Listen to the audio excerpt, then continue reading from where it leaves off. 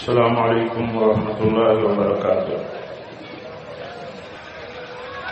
ان الحمد للہ نحمده ونستعینه ونستغفره ونعوذ باللہ من شرور انفسنا ومن سیئات اعمالنا من يهده الله فلا مضل له ومن يضلل فلا هادي له واشهد ان لا اله الا الله وحده لا شريك له واشهد ان محمدا عبده ورسوله يا ايها الذين امنوا اتقوا الله حق تقاته ولا تموتن الا وانتم مسلمون يا ايها الناس اتقوا ربكم الذي خلقكم من نفس واحدة وخلق منها زوجها وبث منهما رجالا كثيرا ونساء واتقوا الله الذي تساءلون به والارحام ان الله كان عليكم رقيبا يا ايها الذين امنوا اتقوا الله وقولوا قولا سديدا يصلح لكم اعمالكم ويغفر لكم ذنوبكم ومن يطع الله ورسوله فقد فاز فوزا عظيما اما بعد فان خير الحديث كتاب الله وخير الهدي هدي محمد صلى الله عليه وسلم وشر الأمور محدثاتها وكل محدثة بدعة وكل بدعة ضلالة وكل ضلالة في النار أعوذ بالله من الشيطان الرجيم كنتم خير أمة أخرجت للناس تأمرون بالمعروف وتنهون عن المنكر وتؤمنون بالله۔ احترامی انسانیت کانفرنس کے صدر محترم اور کانفرنس کے معزز و محترم علماء کرام، برادران اسلام و خواتین ملت، یہ ہمارا اپنا وطن بھارت، یہ ایک جمہوری ملک ہے، یہ ایک سیکولر اسٹیٹ ہے، یعنی یہاں ڈیموکریسی سسٹم ہے۔ یہ سیاسی نظام جمہوریت کا یہ دنیا کا بہت مشہور، معروف، پاپولر ہے۔ ہمارے ہندوستان میں بھی اسی نظام کو ملک کے بزرگوں نے ملک کی تمام ثقافت اور تہذیبوں کے حامل اس دیش واسیوں کے لیے پسند کیا ہے۔ ویسے بھی اگر غور کریں گے آپ اور دیکھیں گے تو غیر مسلموں کے لیے جمہوری نظام سے بہتر کوئی نظام نہیں ہے۔ دنیا میں غیر مسلموں کے لیے سیکولر ڈیموکریسی سسٹم سے بہتر کوئی نظام نہیں ہے، کیونکہ کوئی مذہب ایسا نہیں ہے جس مذہب کے پاس یہ صلاحیت ہو کہ وہ ملک کو، دیش کو، کسی بھی خطے کو، جغرافیے کو چلا سکے مذہب اسلام کے سوا۔ اسی لیے یہ پسند ہے اور حقیقت میں یہ سب سے اہم ہے، اس کا کسی کے پاس کوئی متبادل نہیں ہے۔ ہندوستان میں بسنے والی 85% نان مسلم کمیونٹیز کے ہاں کوئی ایسا سسٹم نہیں ہے، کوئی ایسا طریقہ نہیں ہے اس سیکولر، اس ڈیموکریسی سسٹم کے سوا جس کو وہ قبول کر لیں اور جو چل سکے، نہیں چل سکتا۔ اسی لیے بہت سارے ایکسپرٹ کہتے ہیں کہ ہندوستان میں ہندو راشٹر امپاسبل ہے، یہ ممکن نہیں ہے۔ اور اگر یہ ممکن ہوتا تو جب ملک آزاد ہوا تھا حالات عجیب و غریب تھے، پاکستان کے نام پر ایک دوسرا حصہ بن چکا تھا ہندوستان کا، تو اس وقت ہندو راشٹر بنا ہوتا۔ اس وقت ہندو راشٹر بننا ممکن نہیں ہو سکا، اور ملک کے بزرگوں نے وہ دستور جو آج چل رہا ہے اس کی بنیاد پر ملک کے چلانے کا فیصلہ کیا۔ وہ آئین، وہ کانسٹیٹیوشن جو چل رہا ہے وہ رائج ہوا۔ تو آپ دیکھ لیجئے کہ اس وقت بھی لوگوں کی یہ سمجھ میں نہیں آیا، بڑے بڑے لوگ تھے، بڑا بڑا دماغ تھا، ہندو مذہب کے بڑے بڑے ایسے رہنما تھے جہاں کروڑوں لوگ ان کی شخصیتوں پر قربان ہوتے تھے۔ مہاتما گاندھی جیسی مہان شخصیت تھی جو ملک کے لیے، انسانیت کے لیے مذہب سے بلند ہو کر کے سوچتے تھے، جیسا کہ مولانا ابوالکلام آزاد رحمۃ اللہ علیہ نے کہا ہے ان کے بارے میں۔ تو اتنی بلند شخصیت تھی، لیکن اس کے باوجود دیکھیے ان لوگوں نے کبھی یہ نہیں سوچا اور نہیں یہ مشن چلایا کہ اس ملک کو ہندو راشٹر کی ڈگر پر جانا چاہیے، ملک ہندو راشٹر بننا چاہیے۔ آپ سوچئے اس وقت جب گاندھی واد چلا، مولانا آزاد کے نظریات چلے، اسی طرح امبیڈکر واد چلا، امبیڈکر کی سوچ غالب آئی۔ اس کے پیچھے وجہ کیا تھی؟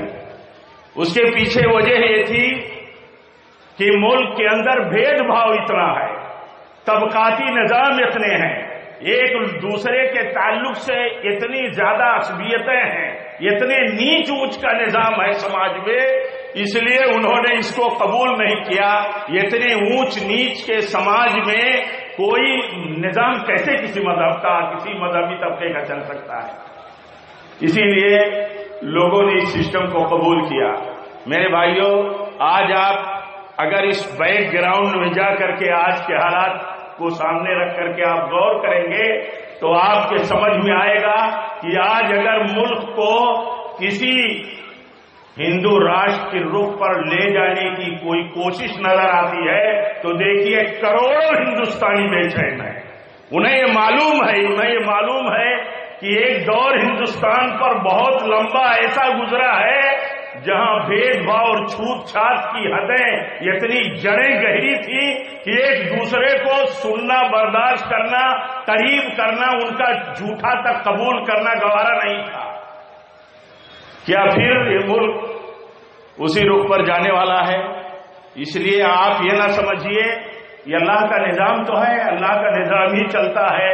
آپ یہ نہ سمجھیے کہ دستور بچانے کے لیے ملک کا پڑھا لکھا طبقہ، اعلیٰ تعلیم یافتہ طبقہ، ملک کے اعلیٰ تعلیم حاصل کرنے والے طلبہ اور اسٹوڈنٹ جو میدان میں اترے ہیں، ان کے سامنے مسلمانوں کے ساتھ تفریق کا ہی مسئلہ نہیں ہے، اس سے بڑا مسئلہ ان کے سامنے ملک کی جمہوریت اور ڈیموکریسی سسٹم کے بچانے کا ہے۔ اور اسی لیے یہ مبارکباد کے بھی مستحق ہیں۔ ملک کو اندھیرے میں لے جانے والا، ملک کو پچھلے دور کی سوچ میں لے جانے والا اگر کوئی رخ ملک کا کام کر رہا ہے تو یہ سمجھتا ہے تاریخ کا اسٹوڈنٹ اور ملک کا انصاف پسند طبقہ، سیکولر سوچ رکھنے والا طبقہ اور ڈیموکریسی دنیا میں جہاں یہ سسٹم عام ہے جمہوریت کا، سیکولر نظام کا، وہ سمجھتا ہے کہ یہ چھوت چھات کا نظام، یہ اونچ نیچ کا نظام، یہ بھید بھاؤ کا نظام، یہ تفریق کا نظام، یہ عدم برابری کا نظام کیا پھر لوٹ کر کے آنے والا ہے؟ اس لیے سب کھڑے ہوئے ہیں، اس لیے سب کھڑے ہوئے ہیں میرے بھائیوں، اور اس لیے بھی کھڑے ہوئے ہیں کہ اگر آج ایک طبقے کو صرف نشانہ بنا کر کے سارے طبقوں کو خوش کر کے اپنا ٹارگیٹ حاصل کرنے کا اگر کوئی خفیہ ایجنڈا ہے ملک کے سامنے، حکومت کے سامنے، تو یہ اگر آج کامیاب ہوا تو یہ سلسلہ نہیں رکے گا، اس لیے لوگ کھڑے ہوئے ہیں، اسی لیے آپ دیکھیں گے کہ ملک میں جو تحریک بپا ہے پوری قوت کے ساتھ بپا ہے، پورے زور کے ساتھ بپا ہے، دستور کے دائرے میں، قانون کے دائرے میں بپا ہے، آئین اور سمویدھان کی روشنی میں لوگ مانگ کر رہے ہیں، ان کی مانگ ہے دستور بچاؤ، سمویدھان بچاؤ، اس کے بعد یہ کہتے ہیں اس کے بعد دوسرے درجے پر جا کر کے یہ کہتے ہیں کہ مسلمانوں کے ساتھ مذہب کی بنیاد پر جو قید لا کر کے سی اے کی صورت میں بدل گیا، یعنی قانون پاس ہو گیا، یہ بھید بھاؤ ہے اور یہ جمہوری سسٹم پر یا اس کے مساوات اور اسی طرح برابری کے مطلب مزاج کے خلاف اور اس کی روح کے خلاف۔ اصل مدعا میرے بھائیوں، اصل مدعا کیا ہے؟ اصل مدعا ہے رخ جمہوریت سے الگ جا رہا ہے، جمہوریت سے جمہوریت کا رخ بدل رہا ہے، ہمارے حکمراں الگ رخ پر ملک کو لے جانا چاہتے ہیں، اس لیے لوگ کھڑے ہوئے ہیں۔ ہماری ذمہ داری ایسے حالات میں اور بڑھ جاتی ہے، اس لیے اور بڑھ جاتی ہے کہ ان کے تقاضے تو ہے ہی ہیں، وہ ملک کا ایک بہت بڑا طبقہ ہے جو اچھی طرح جانتا ہے کہ ہمارے ساتھ اگر یہاں ہندو راشٹر آیا، برہمن واد آیا، اونچی ذات کے لوگوں کا حقیقی کنٹرول ہوا، سیکولر اسٹیٹ کی اس کی حیثیت ختم ہوئی، تو در حقیقت ہماری غلامی کا دور شروع ہوگا، ہماری غلامی کا دور شروع ہوگا۔ اس لیے ان کا یہ مطالبہ ہے کہ ملک جن بنیادوں پر جن دستور کی روشنی میں چل رہا ہے، اس دستور کو چوٹ نہیں پہنچنی چاہیے کسی کے نام سے۔ آخر دیکھیے کتنا بڑا ایک طرح سے کتنا بڑا منصوبہ بنایا گیا ہوگا، کس طرح دماغ کام کیا۔ دنیا میں میرے بھائیوں، بالخصوص ہندوستان میں سب سے زیادہ تبدیلی مذہب کا عمل جو ہے وہ اسلام کے بجائے عیسائیت کا ہے۔ عیسائیت کا سب سے زیادہ پوری دنیا میں عیسائیت کا مشن چل رہا ہے۔ بہت سارے تو اصحاب فکر یہ کہتے ہیں کہ یورپ سے عیسائی مذہب کو بے دخل کر دیا گیا تو عیسائیت اپنے سارے سورسز کو استعمال کر کے نئی زمین، نیا علاقہ ڈھونڈ رہی ہے۔ کیوں؟ ایسے ہی مذہب مسترد ہے۔ مذہب نئی نسل کے سامنے، نوجوانوں کے سامنے، نئی دنیا کے سامنے مسترد ہو چکا ہے، تو یہ زمین ڈھونڈ رہے ہیں، یہ اپنے سارے سیاسی پاور اور اسی طرح منی پاور خرچ کر کے یہ دنیا میں پھیلا رہے ہیں عیسائیت کو۔ میرے بھائیوں، لیکن عیسائیت بھی نشانہ نہیں ہے، عیسائیت نشانہ نہیں ہے، بدھ مت نشانہ نہیں ہے، ہندو مت کی تو بات ہی نہیں کر سکتے، سکھ مذہب نشانہ نہیں ہے، اور پارسی مذہب کوئی مذہب نشانہ نہیں ہے۔ سارے لوگ یہ سمجھیں کہ حکومت نے ان کا مان سمان کیا ہے، ان کا احترام اور ان کی عزت کی ہے، اور ان کے تقاضوں کو محسوس کر کے ان کی شہریت کا اتنے بڑے دل و دماغ کے ساتھ فیصلہ کیا ہے، سوائے مسلمانوں کے۔ لیکن آپ دیکھیے، یہ صرف مسلمانوں کو جو الگ تھلگ کیا، تو اس کا نتیجہ کیا ہوا؟ اس کا نتیجہ یہ ہوا کہ ملک کا سمجھدار طبقہ، پڑھا لکھا طبقہ، انصاف پسند طبقہ میرے بھائیوں آگے آ گیا۔ یہ اس لیے آگے آ گیا کہ کروڑوں ہندوستانیوں کو مذہب کے ساتھ جڑے ہونے کے باوجود یہ پتا ہے کہ مذہبی بھید بھاؤ کتنا ہے۔ ہمیں پتا ہے کہ نہیں پتا ہے؟ ہم کو، آپ کو پتا ہے کہ نہیں پتا ہے کہ مسلمانوں میں مسلکی بھید بھاؤ کتنا ہے، کتنے بھید بھاؤ ہیں؟ آپ کوکن میں ہیں، کوکن خطے سے تعلق رکھتے ہیں، کوکن میں آئے ہوئے لوگ ہیں، کوکن کے حالات جانتے ہیں۔ آپ خود کوکن جیسے پڑھے لکھے حلقے اور بیلٹ میں دیکھیے عصبیت کتنی ہے۔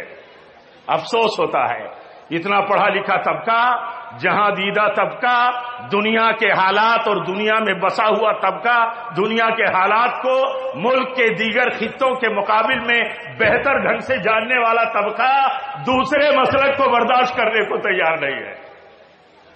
آپ سوچئے، یہ صورتحال یہاں ہے۔ آپ بتائیے، وہ مذاہب ہندو مت کے نام پر ہندو جن کو کہہ کر کے جوڑا جاتا ہے، وہاں اگر یہ صورتحال ہو کہ ایک ہندو دوسرے ہندو کے ہاتھ کا چھوا ہوا کھانا اور پانی نہیں پی سکتا، اگر وہ کنویں پہ چلا گیا تو اس کنویں کا پانی نہیں پی سکتا، ایک کنویں سے الگ الگ ڈول سے اگر کوئی ہندو بھی پانی نکالتا ہے تو اونچے ذات کا طبقہ پانی نہیں پی سکتا. آپ بتائیے، انہیں پتا ہے یہاں اگر مخصوص ذہن اور مخصوص قانون آیا کسی مذہب کی بنیاد پر تو ہمارا کیا حشر ہوگا. اس لیے لوگ کھڑے ہیں میرے بھائیوں، اسی لیے لوگ کھڑے ہیں. اور یہ اللہ تعالیٰ کی طرف سے ایک نظام ہے، اللہ کی طرف سے ایک دفاع کا ایک نظام ہے. جو دفاع کے لیے اللہ تعالیٰ کرتا ہے اس کو ہمارے بزرگ بہت اچھی طرح سمجھتے تھے. ملک کے دانشور جن کی رہنمائی میں، جن کے ساتھ یہ قانون بنا، آئین ہند آیا، میرے بھائیوں سمجھتے تھے. اور ملک کے اس تانے بانے کو بھی سمجھتے تھے کہ یہ کیسے چلے گا، یہ باقی کیسے رہے گا. آپ سوچئے، جنگ آزادی آخری مرحلے میں داخل ہے، جنگ آزادی آخری مرحلے میں داخل ہے. مولانا ابوالکلام آزاد رحمۃ اللہ علیہ، جنہیں ملک میں ہندوستان میں امام الہند کا لقب ملا تھا، کتنی بصیرت تھی. وہ کہتے تھے کہ اگر کوئی فرشتہ بھی آسمان سے اتر کر کے کہے کہ تمہیں آزادی 24 گھنٹے میں مل جائے گی، لیکن ہندو مسلم اتحاد کو ختم کرنے کے بعد، ہندو مسلم اتحاد ختم کر دو، آزادی مل جائے گی.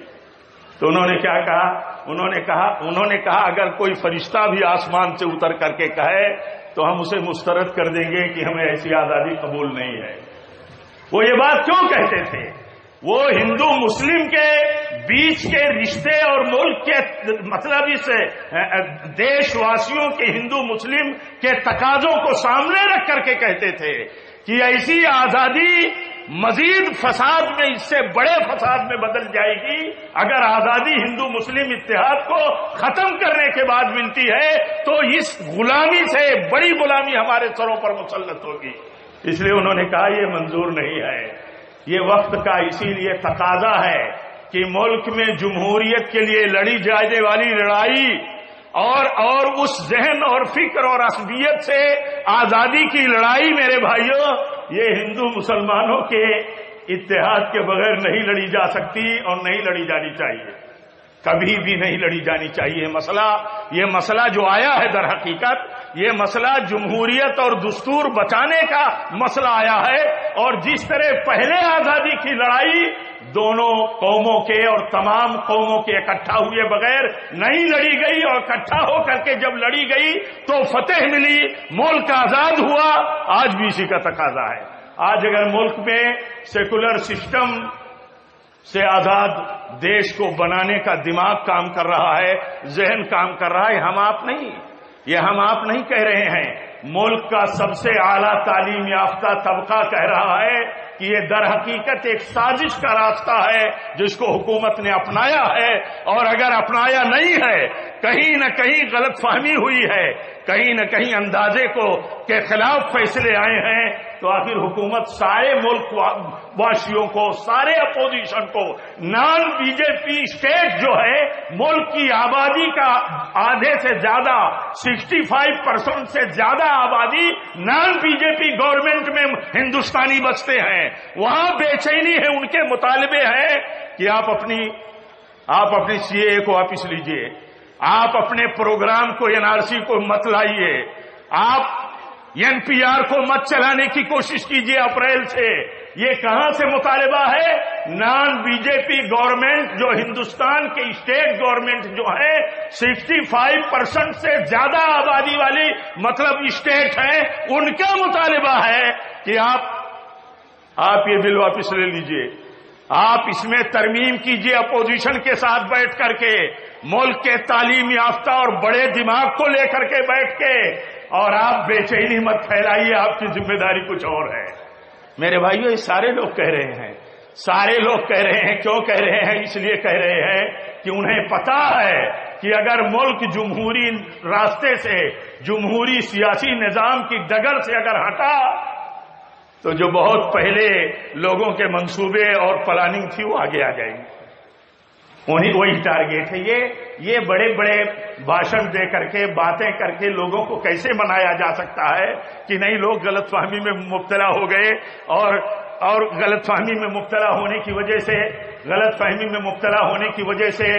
نوجوان طلباء، بڑے بڑے پڑھے لکھے لوگ اور ساری اپوزیشن پارٹیاں ہمارے خلاف کھڑی ہوں گی.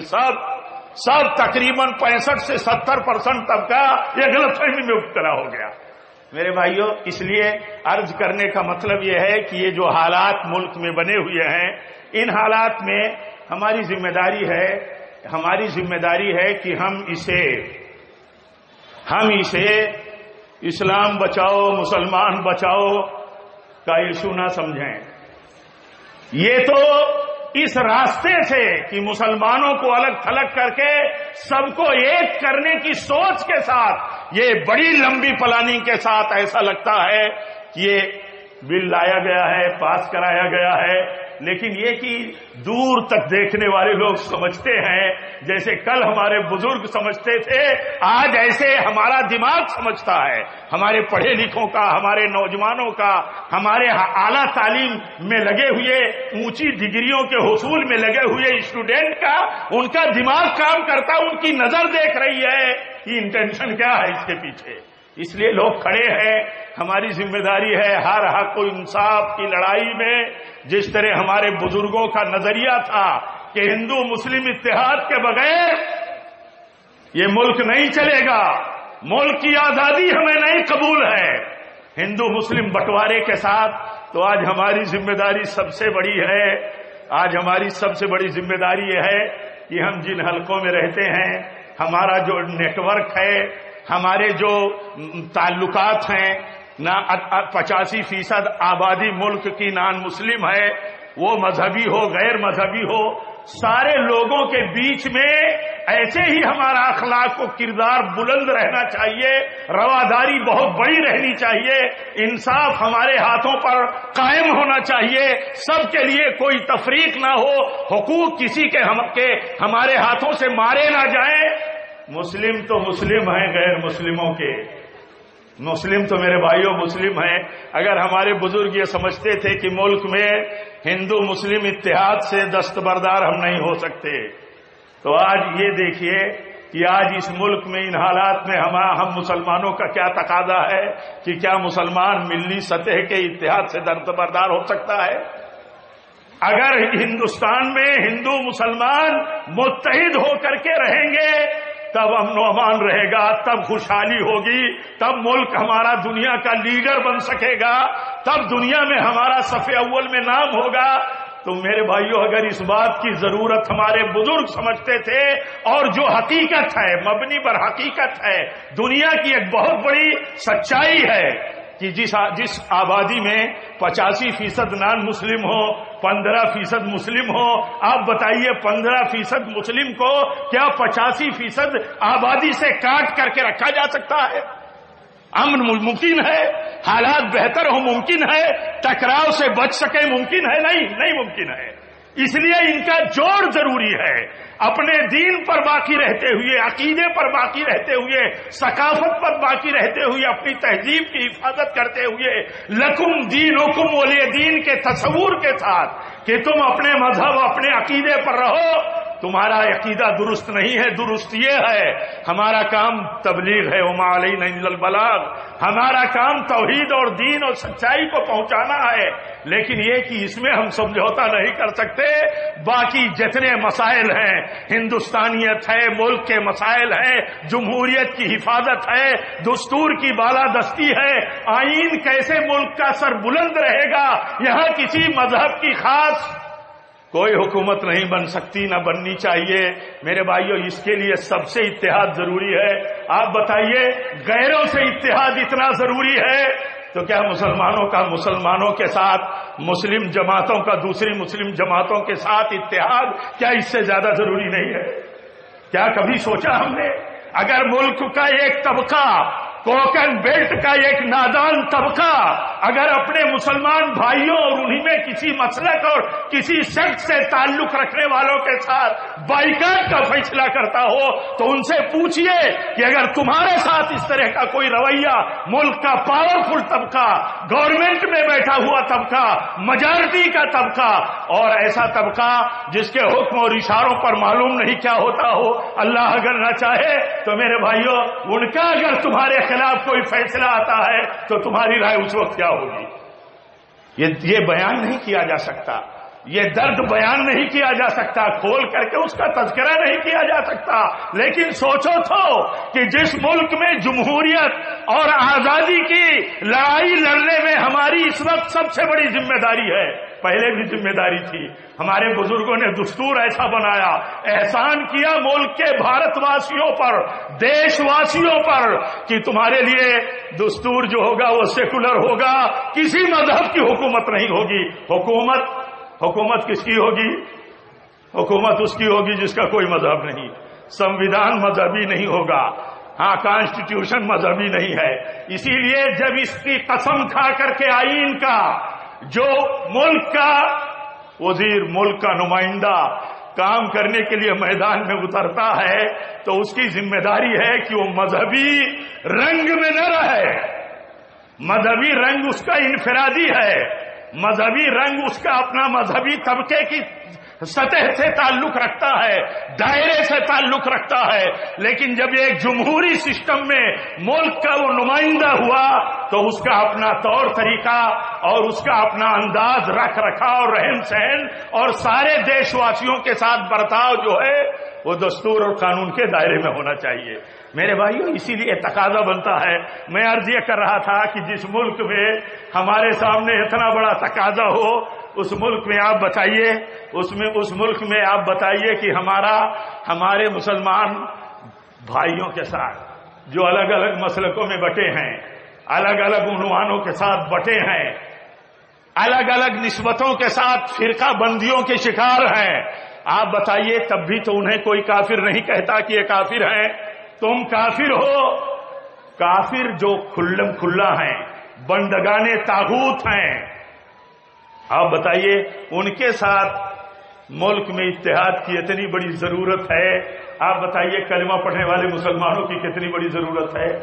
لیکن جس طرح ڈھٹائی سماج کا میجارٹی کا طبقہ کرتا ہے، ایسے ہی مسلمانوں میں بھی میجارٹی جو ہے وہ اپنے چھوٹے طبقے کے ساتھ ایسے ہی سرکشی کرتی ہے۔ آپ بتائیے یہ سرکشی نہیں ہے؟ مختلف ناموں کے ساتھ فرقوں میں بٹی ہوئی امت، بدعتی نسبتوں کے ساتھ جڑی ہوئی امت، پیارے نبی صلی اللہ علیہ وسلم کی سنت اور طریقے سے جڑے ہوئے طبقے کو جو اپنے آپ کو اہل سنہ، جس کی صحیح تعبیر اہل حدیث ہے، اہل حدیثوں کو روئے زمین کا فساد سمجھتی ہے، ملک میں فساد سمجھتی ہے، بیلٹ اور خطے میں فساد سمجھتی ہے۔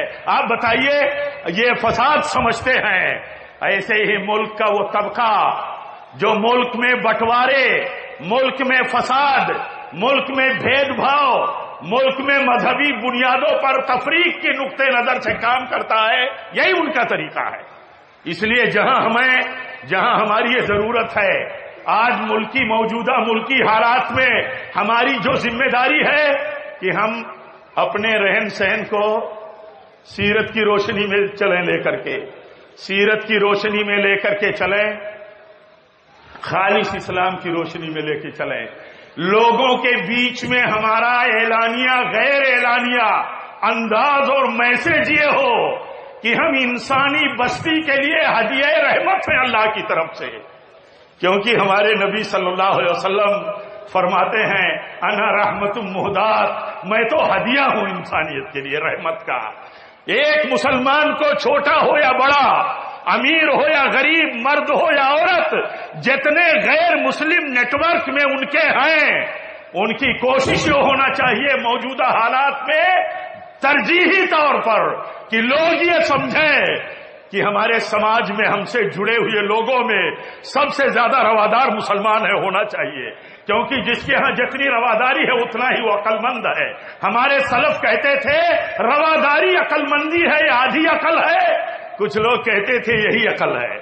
عقل یہی ہے جس کے پاس رواداری نہ ہو اس کے پاس عقل ہی نہیں ہے۔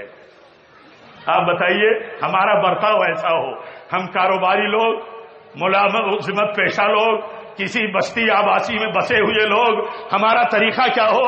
ہمارا طریقہ یہ ہونا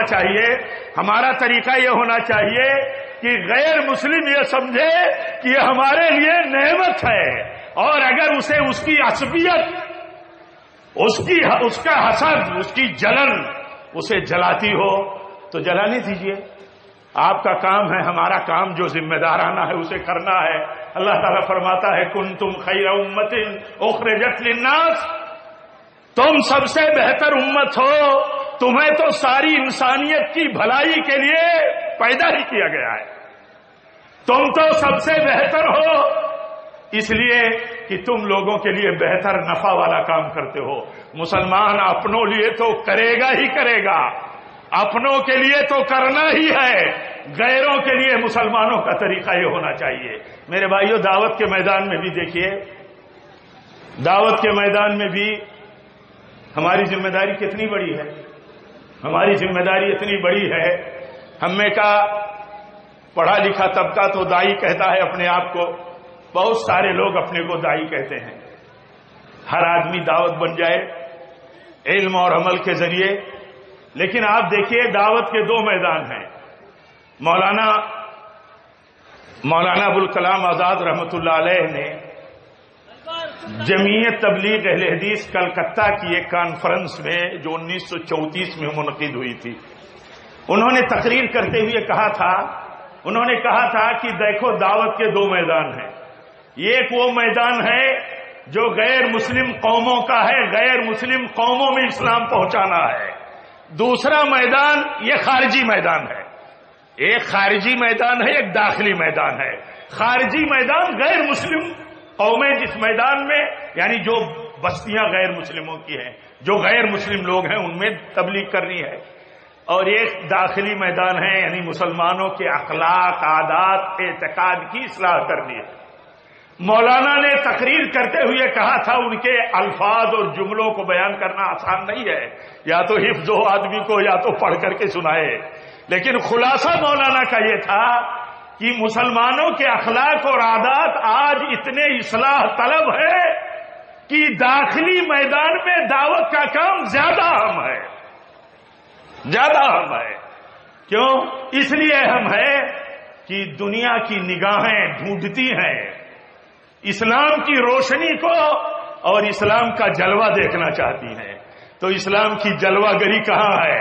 اگر مسلمانوں میں اسلام کا جلوہ نظر نہیں آتا تو اسلام کا جلوہ جب تک نظر نہیں آئے گا تب تک ہم اپنی ذمہ داریاں ادا نہیں کر سکتے، اسلام کی طرف لوگوں کو راغب نہیں کر سکتے۔ اگر ہمارے ہاں بھی وہی اوہام ہیں، وہی خرافات ہیں، وہی توہم پرستی ہے، وہی چھوت چھات ہے، وہی تفریق اور بھید بھاؤ ہے، وہی علاقائیت ہے، وہی عصبیت ہے، وہی انتشار ہے، کوئی کسی کو بڑا ماننے کو قبول نہیں کرتا، تیار نہیں ہے، تو آپ بتائیے اسلام کا اجتماعی نظام، اسلام کا جماعتی نظام اسی طرح چھوٹی اجتماعیت سے لے کر کے بڑی اجتماعیت تک پہنچنے کا کیا ذریعہ ہوگا؟ آپ بتائیے کتنا تباہ ہے اسلام ہماری زندگیوں میں، ہمارے سماج میں۔ آج دنیا پیاسی ہے، پریشان ہے، جو روشنی ہمارے پاس ہے یعنی اسلام کی صورت میں، وہ روشنی ہماری اخلاقی اور اسی طرح عادات کی چادروں سے ڈھکی ہوئی ہے۔ ہمارے اخلاق و عادات کی چادروں نے اسلام کی روشنی کو ڈھانک دیا ہے، اس کو لپیٹ کر کے، اس چادر کو، اخلاق و عادات کی بری چادروں کو لپیٹ کر کے جب تک رکھا نہیں جائے گا اسلام کی روشنی اس وقت تک کام نہیں ہوگی۔ میرے بھائیو، اس کی ضرورت ہے، ہر مسلمان کو یہ سمجھنے کی ضرورت ہے کہ وہ اپنے وطن میں ساری انسانیت کے لیے اسلام کے پیغام اور موعظت کی بنیاد پر نمائندہ ہے، نجات دہندہ ہے، اس کے ہاتھوں پر نجات موقوف ہے۔ میرے بھائیو، جب تک ہم یہ نہیں سمجھیں گے ہم صحیح رول نہیں کر سکیں گے، ملک میں ہم صحیح رول نہیں کر سکیں گے۔ اگر ہمارے ذاتی اختلاف، گاؤں بستی کے اختلاف، جماعتی اختلاف، چھوٹے بڑوں کے اختلاف، برادریوں کے اختلاف، یہ علاقائی عصبیتیں اگر اسی طرح ہمیں تباہ کریں گی اور لوگ خوش رہیں گے، حنفی، شافعی، دیوبندی، بریلوی اپنے اپنے ناموں پر مگر رہے گا اور اپنے گلستان میں سمجھے گا کہ میں بہت چین سے ہوں، تو میرے بھائیو یہ بہت برا ہوگا۔ اقبال کی زبان میں کہ انہوں نے کہا تھا کہ اس سرابے رنگ و بو کو، اس سرابے رنگ و بو کو گلستاں سمجھا ہے تو، آہ ناداں قفس کو آشیاں سمجھا ہے تو۔ میرے بھائیوں کتنے مگن ہیں لوگ، الگ الگ بٹواروں میں، الگ الگ گروہ بندیوں میں اس کا شکار ہو کر کے کتنے مگن ہیں، اور ایک دوسرے کے خلاف ساری صلاحیتیں اور سورسز لگائے ہوئے ہیں۔ میرے بھائیوں یہ کیا ہے؟ یہ تباہی اور بربادی ہی کا راستہ ہے۔